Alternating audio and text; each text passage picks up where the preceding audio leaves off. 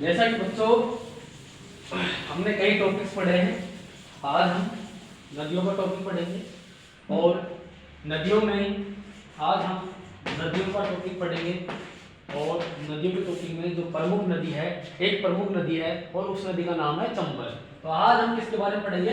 चंबल नदी के बारे में। किसके बारे में पढ़ेंगे?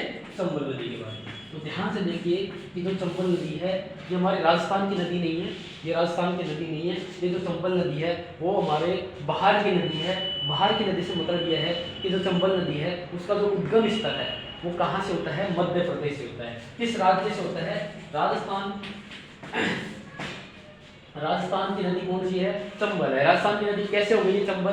राजस्थान की नदी चंबल इसलिए हो गई क्योंकि राजस्थान के कई जिलों से गुजरती हुई जाती है और राजस्थान के प्रमुख शहर जिसका नाम है कोटा, उस पे चंबल नदी है।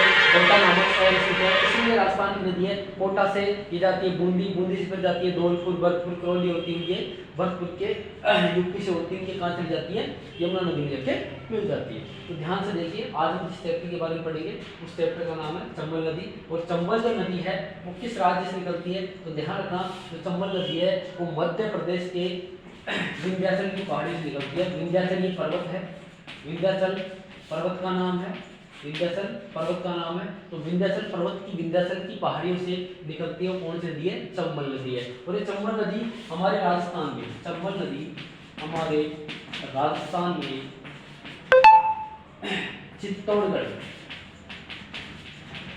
चित्तौड़गढ़ चित्तौड़गढ़ के भैंसोड़गढ़ चित्तौड़गढ़ के भैंसोड़ नामक स्थान से प्रवेश करती है। किस स्थान से प्रवेश करती है? राजस्थान की नदी है चंबल नदी। इसका उद्गम स्थल बाहर से होता है। बाहर से कहां से होता है? मध्य प्रदेश के विंध्याचल के पर्वतों से होता है, जिनको बोला जाता है विंध्याचल की पहाड़ियां। और राजस्थान के किस स्थान? चित्तौड़गढ़ के भैंसोड़गढ़ नामक स्थान से ये नदी क्या करती है? प्रवेश करती है। अब आज हम इसके बारे में पढ़ते हैं, इस नदी की प्रमुख विशेषताएं। चंबल नदी, तो ध्यान से देखिए, जो चंबल नदी है उसकी प्रमुख विशेषताएं क्या है? कि चंबल नदी चित्तौड़गढ़ से प्रवेश करती है। इसका उद्गम स्थल है मध्य प्रदेश की कन्नौज की पहाड़ी।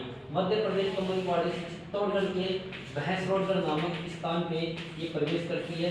और यहाँ से आगे ये कोटा से होती हुई, कोटा नामक स्थान से होती हुई कोटा के बाद में ये निकलती है